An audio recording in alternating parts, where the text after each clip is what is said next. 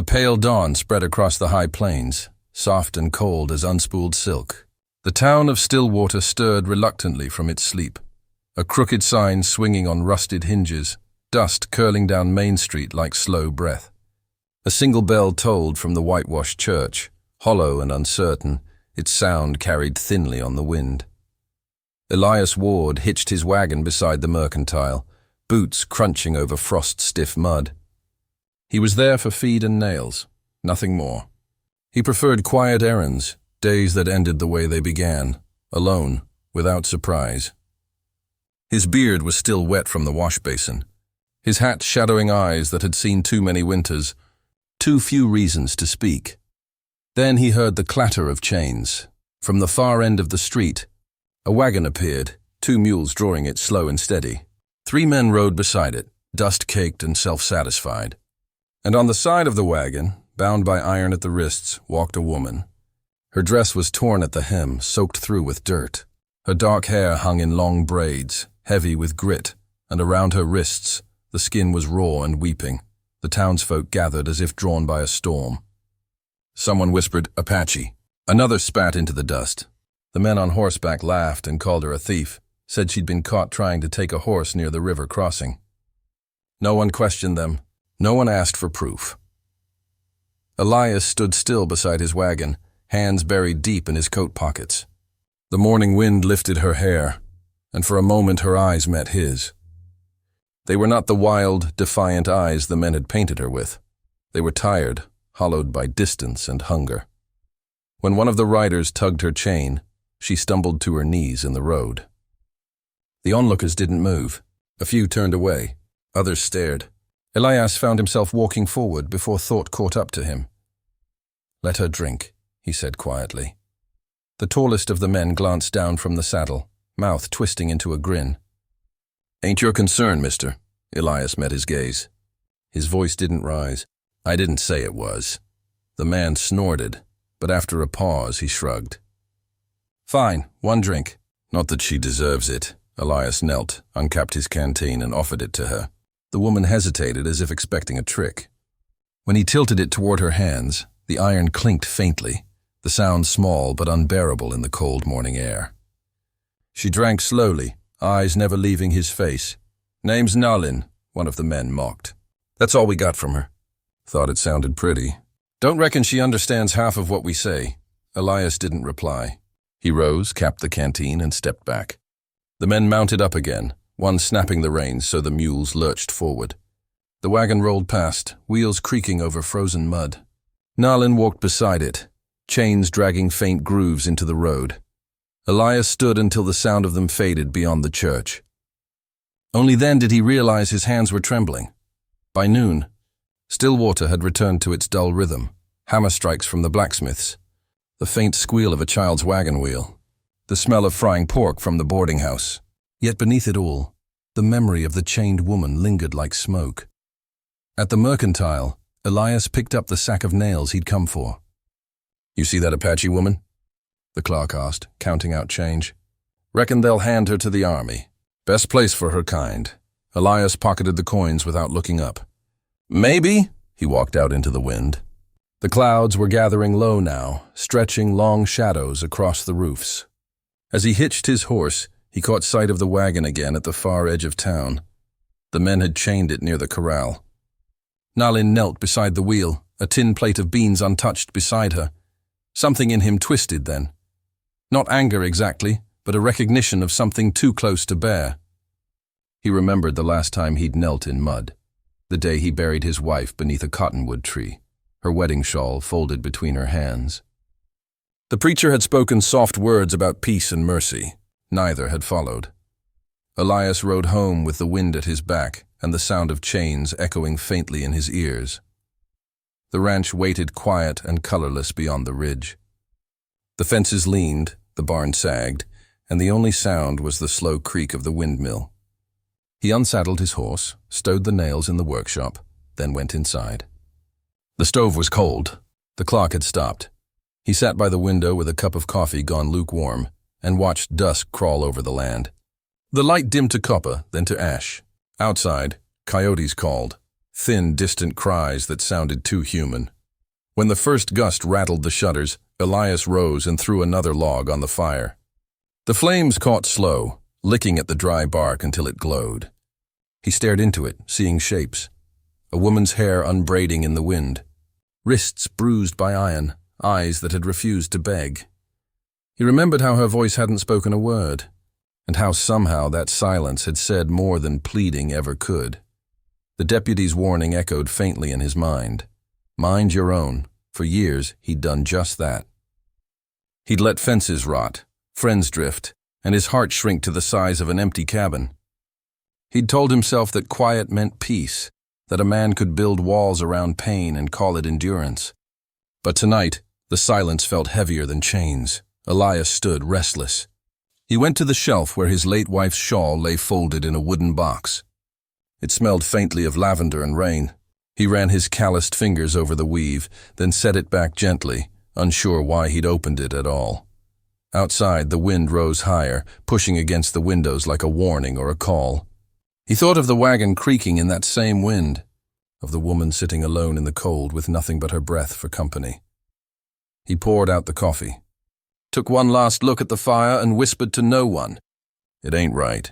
Then he sat down again, hands clasped tight, and watched the flames burn low, knowing that by morning he would have to decide whether he'd keep pretending not to see. Morning came gray and reluctant, the kind that carried no promise of warmth. A thin frost coated the fence rails, glinting weakly in the half-light.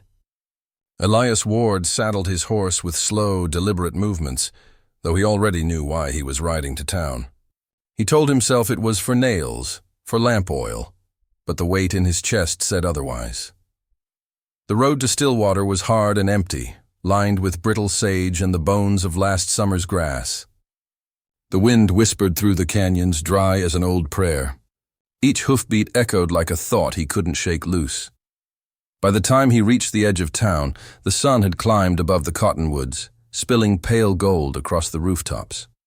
The same wagon stood where it had been the day before, near the corral behind the blacksmith's.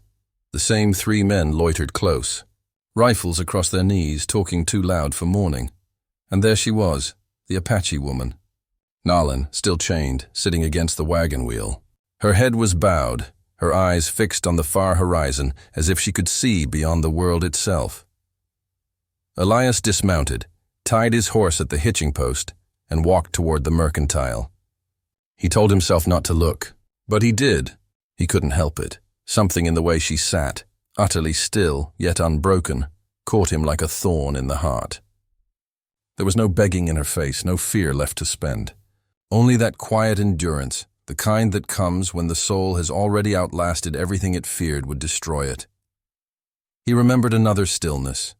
Years ago, the dim room where his wife lay beneath quilts that smelled of fever and pine soap. Her breath had come shallow, her skin waxen under the lamplight. He had sat beside her for 3 nights and said almost nothing. Words had felt too heavy, too clumsy to reach her where she was going. When the morning came, she was gone, and silence had swallowed the rest of his life whole. Now, looking at Nalin, chained and wind-chapped, that same silence pressed in around him again, but this time it burned. He turned away, jaw tight, and stepped into the mercantile. "Morning," the clerk muttered, weighing nails on a rusted scale. "You hear? They'll be taking that squaw off tomorrow. Soldiers from Fort Kearney riding in at sunrise. About time, too," Elias kept his voice even. "You sure about that?" "That's what them bounty boys said. Claimed she's wanted for stealing horses. Dunno if it's true, but they got papers." "Papers," Elias echoed quietly. "You seen 'em?" The clerk frowned. "Ain't my place to ask."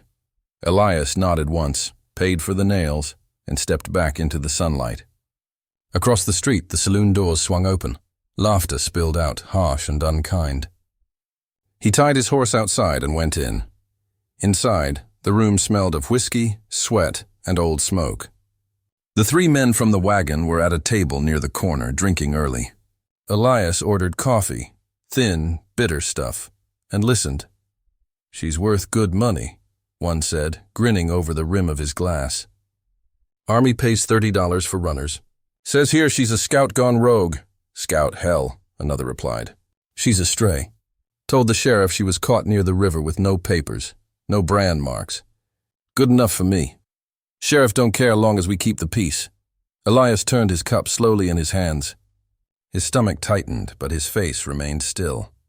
He watched the men laugh and slap their knees, the sound of it scraping across his nerves like a file. They weren't lawmen. He could see that now. Just drifters wrapped in someone else's authority, chasing coin and cruelty in equal measure. And Stillwater, like most towns these days, was too small and too tired to question either. He finished his coffee, left a coin on the counter, and walked out without a word. By afternoon, the wind had shifted east, carrying the smell of rain. Elias rode home under the low sky, the world drawn thin and gray around him. Every mile felt heavier than the last. When he reached the ridge above his ranch, he stopped for a moment, looking down at the land that had been his for 15 years, acres of dry grass, a leaning barn, and a single tree that marked his wife's grave. The cottonwood stood dark against the light, its branches whispering in the wind. He thought about the woman in chains, her eyes fixed on a horizon she might never reach. He thought about his wife's last breath, how it had slipped away so quietly he almost missed it. And somewhere between the two memories, a truth began to take shape. A hard, steady thing that settled deep in his chest. He'd spent years pretending the world outside his fences no longer concerned him. But it did. It always had.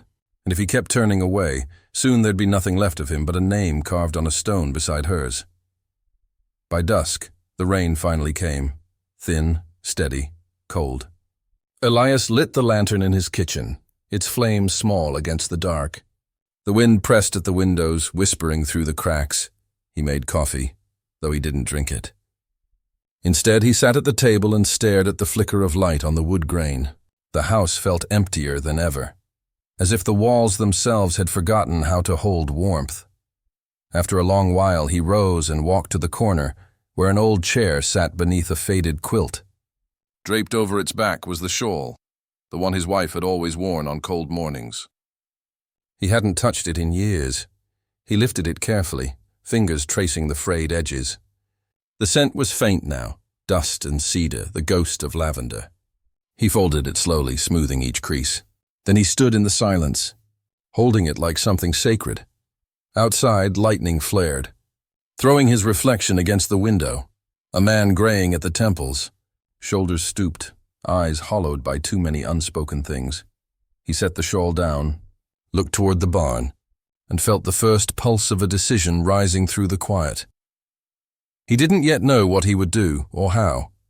Only that come morning, he could no longer be the man who did nothing. The rain whispered harder against the glass, steady and relentless.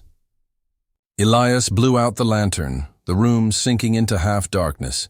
Somewhere far off, thunder rolled across the plains, a slow, distant promise that the storm was on its way. The rain began as a whisper, soft at first, almost kind. It brushed across the dry grass in silver strokes, darkening the earth, filling the hollows of wagon tracks. By dusk it had gathered strength, sweeping low over the plains like a long exhale from heaven. The air smelled of dust and iron. Elias Ward rode beneath the weight of thunderclouds, his coat pulled tight, rifle lashed behind the saddle. The horse's hooves struck mud with dull, heavy sounds. Every so often, lightning cracked across the far ridge, whitening the land for an instant before plunging it back into shadow. He told himself there was still time to turn back, that the world would go on as it always had, cruel, silent, and beyond his fixing. But the thought of the woman chained to that wagon through the storm made his stomach twist. The sound of rain on iron, he could almost hear it, was enough to drive him forward. By the time he reached Stillwater, the streets were empty. Doors shut tight, lamps snuffed out. Only the saloon windows glowed faintly, their yellow light smudged by the downpour. Behind the blacksmith's shed, he saw the wagon, half hidden under a lean-to. The mules shifting restlessly in the mud. The three drifters were there, hunched around a fire sheltered beneath a sheet of tin. They passed a bottle between them, their laughter rough and careless. Their hats dripped rainwater. One of them sang off-key, a broken tune swallowed by thunder. Elias dismounted, tethering his horse behind the smokehouse. His hands shook as he checked the rifle, then set it back in its scabbard. He didn't want killing. He only wanted to do one thing right before the night was done. Lightning flared again, close enough to paint the world in white. For an instant he saw Nalin clearly, still chained to the wagon wheel, soaked to the bone, her braid plastered to her shoulder. Her eyes were closed, lips trembling from the cold. The men shouted something over the storm. Elias waited until one of them stumbled off toward the saloon for more whiskey. Another leaned back against the wagon, hat pulled low, half asleep. The third turned to stir the fire, his back to her. Elias moved. He slipped through the rain like a ghost, boots silent in the mud. He reached the wagon, crouched low, and drew the hatchet from his belt. Nalin stirred, startled, but he raised a finger to his lips. Her eyes widened in confusion and disbelief. The first strike of the hatchet rang against the chain, half drowned by thunder. The metal shuddered. He struck again. Sparks leapt in the rain light. Then the link gave way with a sharp crack. "Come," he said softly. She hesitated only a heartbeat. Then she rose, limping, and gripped his arm for balance. Her skin was cold as riverstone. Together they moved toward the horse. The man by the fire turned just as Elias lifted her onto the saddle. "Hey!" he shouted, fumbling for his pistol. Elias swung up behind her and kicked hard. The horse lunged forward into the storm. A shot rang out, another followed. Sparks danced off a fence post beside them. Then the thunder swallowed everything. They rode hard through the night. Wind whipped across their faces. Rain stung like needles. The world a blur of shadow and lightning. The horse stumbled once on a slick patch but kept going, guided by instinct and fear. Elias held Nalin steady with one arm, the reins tight in the other. She didn't cry out or look back. For miles they said nothing. The only sound was the hammering of hooves and the storm breaking around them. A storm as wild as the thing building in Elias's chest. A desperate, wordless relief that he had done it. When at last the lights of Stillwater vanished behind them, he slowed the horse to a trot. The rain softened, turning to mist. In the faint light of the moon breaking through the clouds, he could see how pale she'd become. Her lips blue, her wrists bleeding where the iron had bitten deep. "Not far now," he murmured, though he doubted she understood. She nodded faintly, eyes half closed, trusting him because there was no one else left to trust. By the time they reached his ranch, the storm had worn itself down to a drizzle. The barn loomed dark and hollow against the sky. He lifted her down from the saddle. She was lighter than he'd imagined, frail as a breath. Her knees gave out when her boots hit the ground. He caught her before she fell and carried her inside the cabin. The fire from earlier still smoldered in the hearth. He laid her gently on the bed, the same bed his wife had died in years before, and stripped away the wet blanket from her shoulders. For a long moment, he simply stood there, dripping rain onto the floorboards, unsure what to do next. Then instinct took over. He lit the lantern, poured water into a bowl, and fetched a clean rag. She watched him warily as he worked, her eyes sharp despite her weakness. When he touched her wrists, she flinched, then relaxed when she saw his care. The skin there was torn, the wounds angry and red. He cleaned them slowly, every motion deliberate, his rough hands trembling as if afraid to do harm. "There," he whispered, mostly to himself. "It'll ease soon," she studied him in silence. The lamplight caught her face, proud features softened by exhaustion, a faint scar beneath one eye. There was something in her gaze that unsettled him, something that reached past the walls he'd built inside himself. He handed her a cup of water. She drank in small sips, never breaking eye contact. When she finally spoke, her voice was low and rough from disuse. "Why?" He stared into the fire, searching for an answer. "Didn't seem right," he said at last. She nodded once, as if that was enough. Outside, the rain whispered against the roof, softer now, steady as breathing. Elias sat down in the chair beside the bed, the rifle leaning against the wall within reach. He hadn't realized until that moment how exhausted he was. His clothes were soaked, his muscles trembling with the aftermath of fear. Nalin turned her face toward the fire, eyelids fluttering. Within minutes she was asleep, deep and dreamless, like someone who hadn't rested in years. Elias watched her for a long time, the lamplight flickering across her face. Something inside him shifted, a small, quiet thing that felt like mercy, or maybe hope. He leaned back, closing his eyes, and let the sound of the rain wash over him. For the first time in years, the silence didn't feel empty. It felt alive. The days following the storm carried a fragile silence. The plains lay washed clean, the air sharp with the scent of wet sage and wood smoke.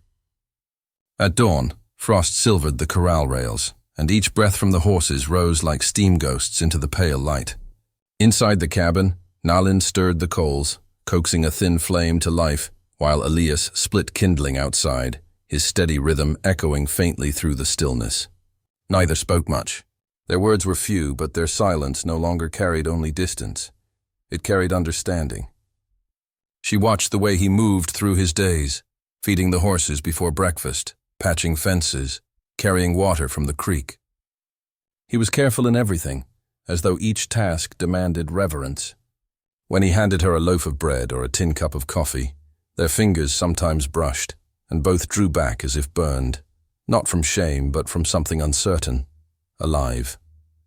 The first week she stayed mostly indoors, resting and regaining strength. Her wrists, once torn by the iron, healed slowly beneath strips of linen. She ate little, spoke less, yet she began piece by piece to take part in the rhythm of the place. One morning, Elias found her sweeping the porch, her braid trailing over her shoulder, her bare feet pale against the wood. He didn't stop her. He simply watched, then went to fetch more nails for the fence. When he came back, she was in the kitchen, stirring a pot of beans. He caught a faint trace of herbs as unfamiliar, wild, something she must have gathered herself. That night they ate without words. The wind moved across the roof, and the fire threw long shadows on the floorboards. Gradually, fragments of her story surfaced, not through confession, but through stray remarks carried on the soft edges of exhaustion. She spoke of her brother, younger, quick with laughter, of how the soldiers had come before dawn, of running through the ravine and being caught near the river. Elias listened without interruption. He never asked questions, never demanded explanations. He only listened, which seemed to surprise her most of all. The town, however, did not stay silent. On the fourth day, the crunch of hooves came up the trail, 2 men from Stillwater. Elias saw them through the window before they reached the porch. He set down his hammer, brushed the dust from his coat, and stepped outside. "Morning, Ward," one of them called, eyes narrowing. "Heard you been to town the night that Indian woman went missing. You seen anything strange?" Elias leaned against the post, calm and unhurried. "Strange?" he repeated. "Plenty of strange things in a storm." The other man, a younger one with a rifle laid across his saddle, frowned. "They say she might have had help. Somebody cut her loose. Sheriff's looking to ask questions." Elias's expression did not shift. "Then he can ask," he said quietly. "I was home that night." The men exchanged glances. They lingered, trying to read him, but Elias's stillness was iron. After a few moments, they tipped their hats and rode off, their figures shrinking into the frost-blue distance. When he stepped back inside, Nalin stood near the hearth, her face unreadable. For a long time, neither spoke. Only the fire cracked softly, filling the space between them. Later that evening, he sat at the table mending a broken bridle strap. His hands moved slowly, methodically, threading the needle through the stiff leather. Nalin sat by the fire, weaving something small from a strip of cloth, a pattern familiar only to her people. Outside, coyotes called from the ridge, their cries distant and mournful. "You could run," he said at last, his voice quiet, as if speaking to the floor. "If you still wanted to," she looked up. "You would let me. I wouldn't stop you." She studied him for a moment, then returned to her weaving. "Not tonight," she said. The lamplight caught her profile, the faint line of a scar near her temple, the dark shimmer of her eyes. He felt something shift inside him, something he hadn't felt since before his wife's death. The ache of care, uninvited but undeniable. That night, as he banked the fire and lay in the small room beyond the curtain, Elias listened to the soft sound of her breathing. Outside, the wind swept down from the hills, rattling the shutters like old bones. He thought of his wife, her shawl folded neatly on the trunk at the foot of his bed, and of how she used to hum when the wind came like this. The melody was gone now, but the warmth lingered, somewhere between memory and mercy. Days turned into a rhythm, feeding, fixing, mending. She began to laugh, softly once, when one of the horses nudged her shoulder for an apple. Elias caught the sound and turned away before she saw his smile. Yet tension hung in the air, not from distrust, but from the fragile peace they were both afraid to name. Each act of kindness felt like trespass, each shared silence a confession. One evening, while he sharpened a knife by the door, she sat threading her braid with a strip of red cloth. "Your people," he said after a long pause. "They'll come for you?" "Maybe," she answered. "If they still live." He nodded. "Then we'll be ready." Their eyes met, two lives caught between past and possibility. The fire burned low, painting their faces in amber light. When Elias rose to check the barn before sleep, he paused at the threshold, looking back at her silhouette against the fire. For the first time in years, he felt the cabin was not a tomb, but a shelter, a place where something, however fragile, might yet begin again. Emotional tone and realization. Quiet, tense, and tender. The air thick with unspoken trust and fear. Elias realizes he's no longer hiding her. He's standing for her. For Nalin, the fire becomes more than warmth. It's a fragile promise that not all settlers' hearts are cold. Their bond forms not through words, but through survival shared in silence. The wind came hard from the south that night, warm and restless. The lanterns flickered along the porch, and Elias woke to the smell of smoke before the sound reached him. For a moment, he thought it was the fire in the hearth. Then he saw the orange glow bleeding through the cracks of the window shutters, swelling fast across the dark horizon. He was on his feet before thought could form. The barn. By the time he threw on his coat and grabbed the rifle from its peg, the roar had found its voice, deep and rising, a monstrous breath devouring wood and air alike. Nalin appeared from the corner of the room, eyes wide, her braid loose over her shoulder. "Stay inside," he said, but she was already moving past him, grabbing the small bucket from the corner. Outside, the night was alive with chaos. Flames leapt high from the barn roof, snapping in sheets of red and gold. Sparks swirled like angry stars above the corral. The horses screamed within, hooves pounding against the stalls. Elias ran through the heat, shielding his face with one arm, his voice raw as he shouted for the animals. He fired one quick shot into the air, not in fear, but in fury. A shape moved near the fence, then another, shadows against the firelight. Gunfire split the air. He dropped to one knee beside the trough, returning fire. The rifle's crack echoed through the valley. One of the men went down hard, his outline falling backward into the dirt. Another fired from behind the wagon, the muzzle flash white-hot in the smoke. Elias rolled, the bullet grazing his sleeve, tearing fabric and skin. Nalin was there, not cowering, but beside him, flinging water toward the flames, the bucket nearly useless against such hunger. Her voice cut through the roar, calling the horses by name. When Elias turned, she was at the barn door, pulling the latch. "Get back," he shouted, but she didn't. With one sharp kick, she broke the latch free and threw the door open. The horses burst through, wild-eyed and screaming, their bodies slick with sweat and ash. She leapt aside just in time, stumbling to the ground as they thundered into the open night. Elias fired again. Another man fell. A third came charging from the darkness, knife in hand, his face a blur of hatred. Elias swung the rifle like a club, catching the man in the shoulder, sending him sprawling into the mud. Before he could rise, Nalin seized a fallen plank from the ground and struck him across the face. He didn't rise again. The world narrowed to heat and heartbeat, to the bitter taste of smoke. When it was done, Elias stood unsteady beside the burning ruin, chest heaving. The last of the attackers lay motionless near the corral.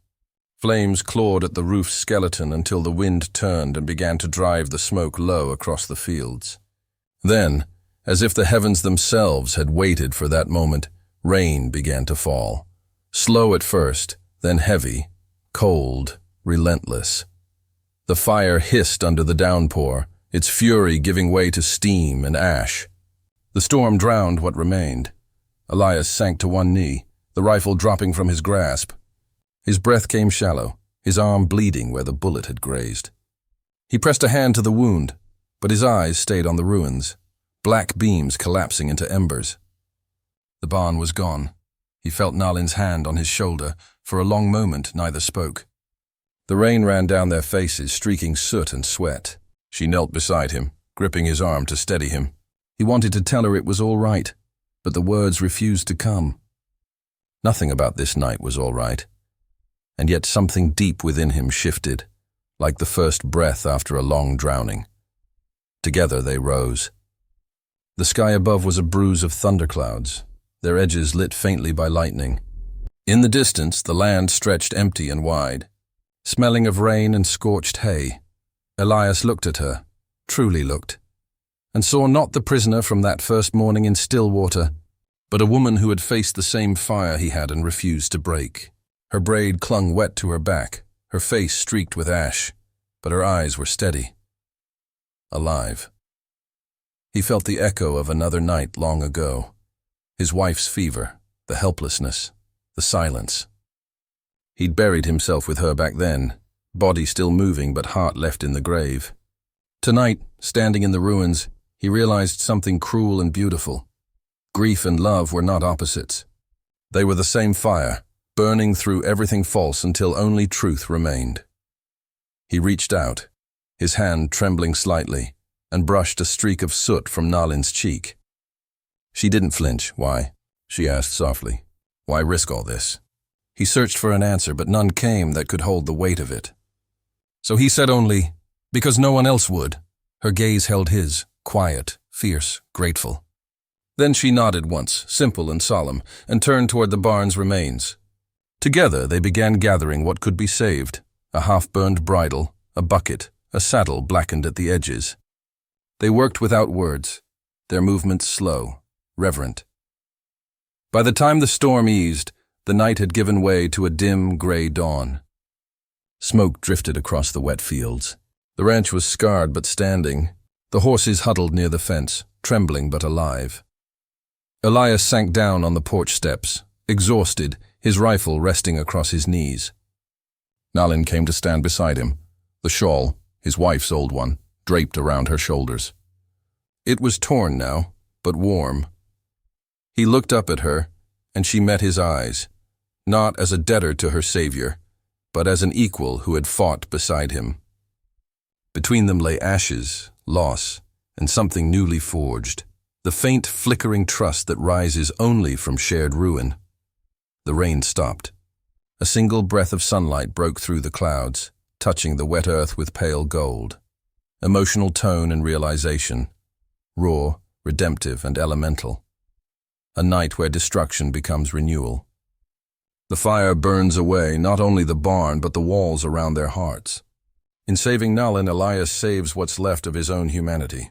In standing beside him, Nalin reclaims dignity, agency, and her right to exist beyond the chains.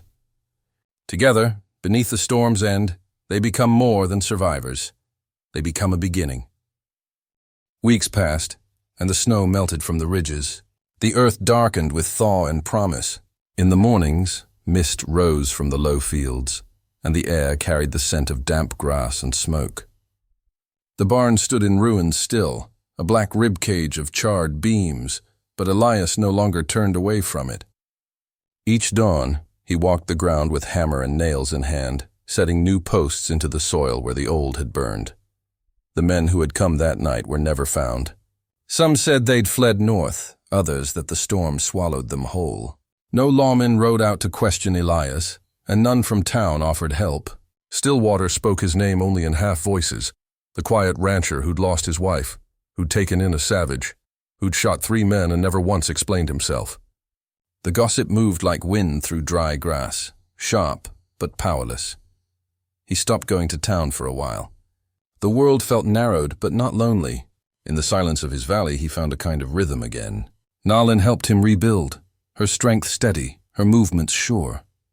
Together they cut boards from fallen pines, raised the frame, and set the new roof beam under a sky clear as glass. When she worked, her braid swayed against her back, glinting in the sunlight. Spring unfolded around them.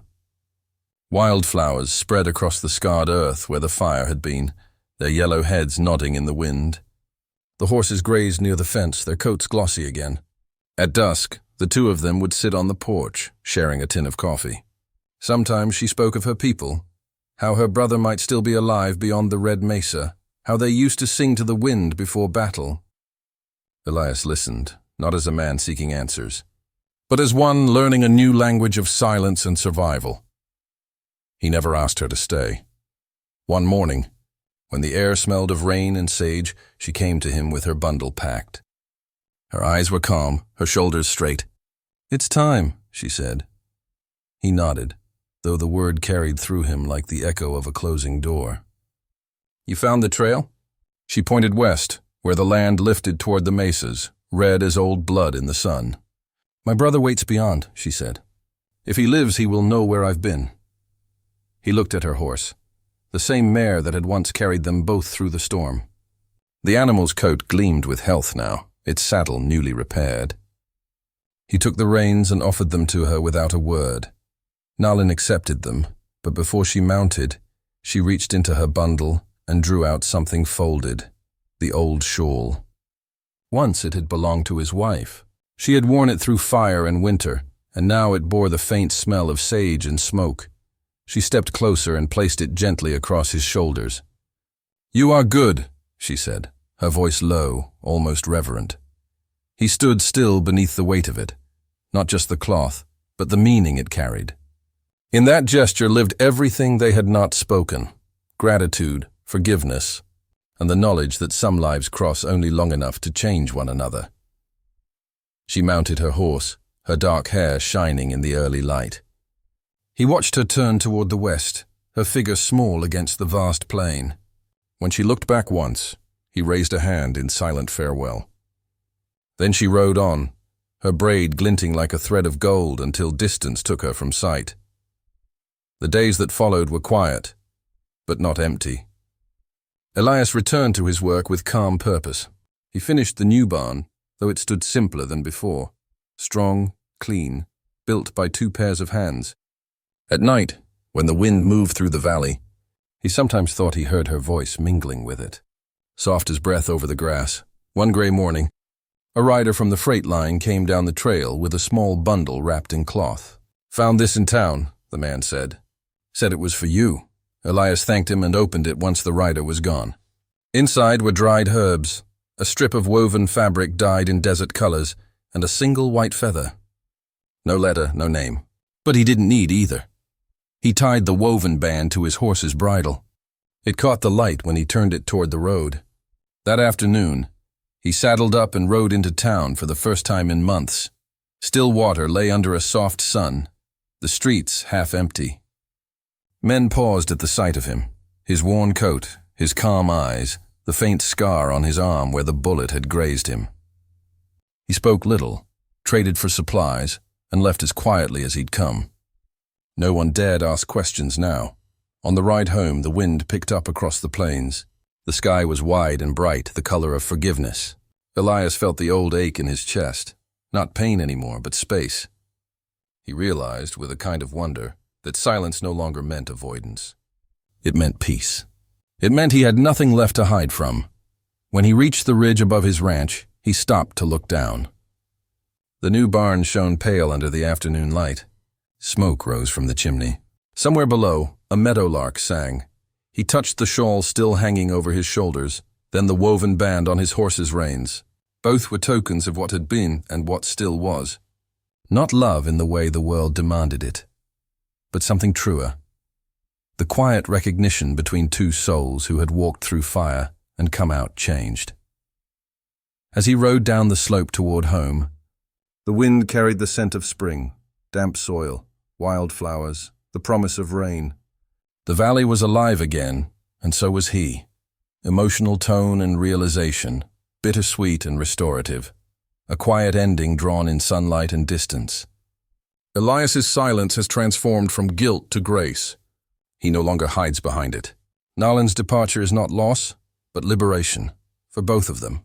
The fire destroyed what was false. The rebuilding left only what endures, mercy, memory, and peace earned through courage. Their story ends not in union, but in understanding, which, in the language of the West, is its own kind of love.